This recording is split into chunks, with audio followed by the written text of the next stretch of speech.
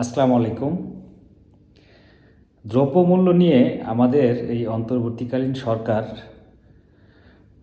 যে পরিমাণ ব্যর্থতার পরিচয় দিল তা নজিরবিহীন এই জন্য বলছি যে আওয়ামী লীগের আমলে এরকম দ্রব্যমূল্য যদি সাধারণ মানুষের হাতের এতটা নাগালের বাইরে চলে যেত তাহলে মনে হয় যে আওয়ামী লীগ সরকারকে প্রচুর কথা শুনতে হতো, সাধারণ মানুষের প্রচুর কথা শুনতে হতো। অন্তর্বর্তীকালীন সরকারকে অত কথা শুনতে হচ্ছে না, কিন্তু বাস্তবতা হচ্ছে যে এই সরকার এই দ্রব্যমূল্য ইস্যুতে শতভাগ ব্যর্থ। আমাদের বাণিজ্য মন্ত্রণালয়ে নতুন উপদেষ্টা এসেছেন শেখ বশিরউদ্দিন। তো ওই শেখ বশিরউদ্দিন একটা মহামূল্যবান কথা বলেছেন। নতুন এই বাণিজ্য উপদেষ্টা গত বৃহস্পতিবার চট্টগ্রামে গিয়ে উনি একটা মহামূল্যবান কথা, সোনার চেয়ে দামি কথা। কি কথা বলেছেন উনি বলেছেন যে সব কিছু মালামাল অ্যাভেলেবেল আছে দেশে, সরবরাহের কোনো ঘাটতি নেই, কিন্তু বাজার সিন্ডিকেটের কারণে দাম কমানো যাচ্ছে না।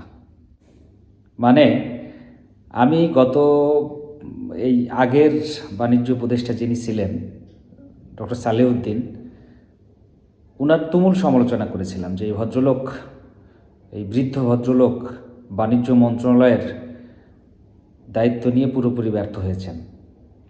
তো শেখ বশিরউদ্দিন সহায়িকার উনি নতুন দায়িত্ব নেওয়ার পর ভেবেছিলাম যে উনি বোধহয় একটা কিছু দেখাবেন, এমন কিছু দেখাবেন যাতে জিনিসপত্রের দাম, ভোগ্যপণ্যের দাম, প্রতিদিনের যেসব জিনিসপত্র খেয়ে আমাদের বাঁচতে হয় সেটার দাম বোধহয় হাতের নাগালে আসবে।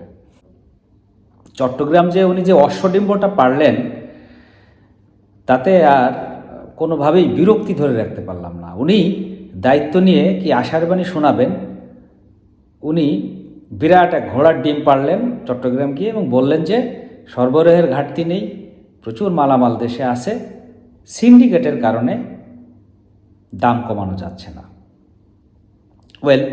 সিন্ডিকেটের কারণে দাম কমানো যাচ্ছে না, সৃষ্টির শুরু থেকে এই সিন্ডিকেটের নাম আমরা শুনতে পাচ্ছি।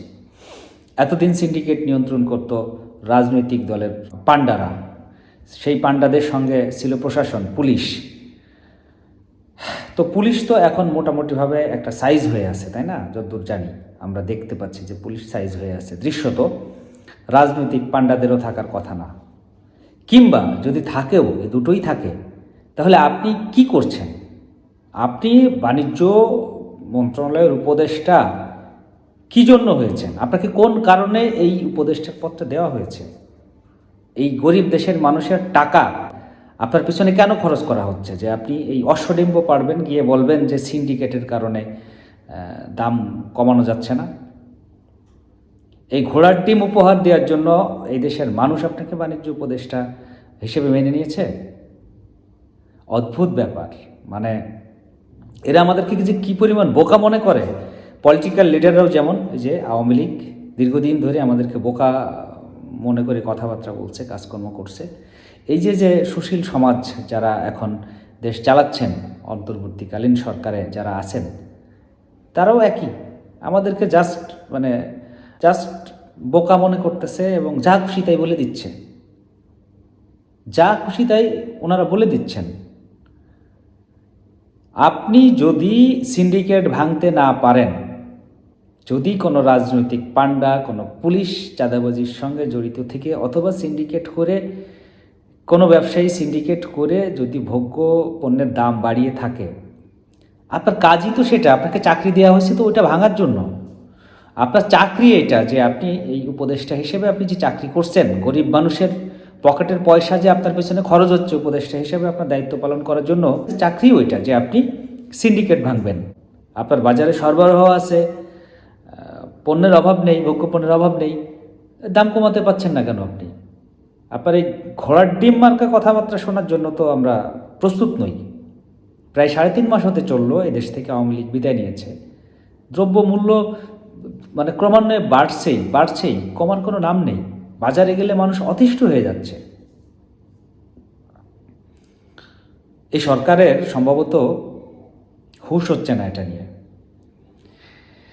এক একটা মানুষ ধরে এনে বাণিজ্য মন্ত্রণালয়ে বসাই দিচ্ছে এবং তারা যা খুশি তাই বলতেছে, যা খুশি তাই বলতেছে।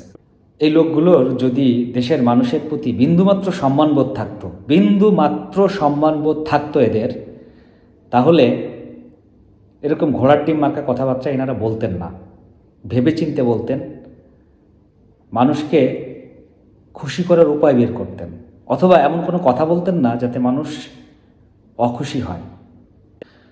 দেখেন, আমরা কি আশা করেছিলাম 5 আগস্টের পরে? আমরা আশা করেছিলাম না যে এবার এই সিন্ডিকেটটা ভাঙবে, অথবা পুলিশের চাঁদাবাজি থাকবে না, ঘাটে মাঠে কোনো চাঁদাবাজি থাকবে না। তো চাঁদাবাজির কারণে এতদিন আমরা জানি যে চাঁদাবাজির কারণে বিভিন্ন ঘাটে মাঠে পুলিশকে চাঁদা দিয়ে দিয়ে দিয়ে যখন কৃষকের কাছ থেকে বাজার পর্যন্ত আসে তখন কয়েক গুণ দাম বেড়ে যায় শুধুমাত্র চাঁদাবাজির কারণে। তো 5 আগস্টের পর তো কোনো চাঁদাবাজি হওয়ার কথা না, তাই না? এই দেশের মানুষ, হাজার মানুষ শহীদ হয়েছে, হাজারো মানুষ মারা গেছে, এই দেশের শহীদ হয়ে গেছে।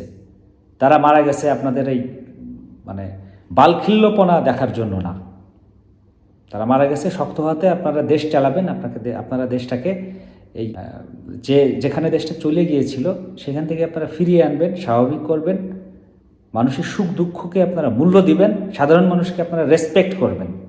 সেটার জন্যই এই মানুষগুলো আত্মত্যাগ করেছিল। অথচ আপনারা কি করছেন? আপনারা জাস্ট কি করছেন মানুষের সঙ্গে। একজন আসছেন, উপদেষ্টা হয়ে আসতেছেন, এসে আপনারা কি করতেছেন? বলতেছেন যে বাজারের সব কিছু সরবরাহ চেন মসৃণ, ভোগ্যপণ্যের কোনো অভাব নেই, শুধু সিন্ডিকেটের কারণে দামটা কমানো যাচ্ছে না। এসব কথা শুনতে আমরা প্রস্তুত না এখন আর। আপনাদেরকে যথেষ্ট সময় দেওয়া হয়েছে, 3.5 মাস সময়, অনেক সময়। আপনারা পারছেন না, আপনাদের আইন শৃঙ্খলা পরিস্থিতি এখনও খারাপ দেশের, আপনারা এতদিনে পারলেন না। আইন শৃঙ্খলা পরিস্থিতি আপনারা ঠিক করতে পারলেনই না, পারছেনই না। এই ঘোড়ার ডিম শোনার জন্য তো মানুষ আপনাদেরকে এখানে বসায় নাই। এতগুলো মানুষ জীবন দিয়েছে জুলাই বিপ্লবে, আপনাদের এই ঘোড়ার ডিম মার্কা কাজকর্ম দেখার জন্য তো না। আপনাদেরকে মূল্যায়নের সময় হয়ে গেছে, তো আপনাদেরকে যথেষ্ট টাইম দেওয়া হয়েছে, আপনাদেরকে মূল্যায়নের সময় হয়ে গেছে। আপনাদের উচিত একটু সিরিয়াস হওয়া, দেশের মানুষকে সম্মান জানানো। না হলে আপনাদেরকে অসম্মান জানানোর সময়টা চলে আসতেছে, আপনারা প্রবলভাবে অসম্মানিত হবেন। এই অন্তর্বর্তীকালীন সরকার যারা আছেন, আপনারা প্রবলভাবে অসম্মানিত হবেন। মানুষের সুখ দুঃখটাকে যদি আপনারা ফিল করতে না পারেন, তাহলে আপনারা প্রবলভাবে অসম্মানিত হবেন। যারা আপনাদের এতদিন সাপোর্ট করে গেছে, যারা চাচ্ছিল যে আপনারা সফল হন, তারাই আপনাদেরকে অসম্মান করবে। ভালো থাকবেন সবাই। Thank you.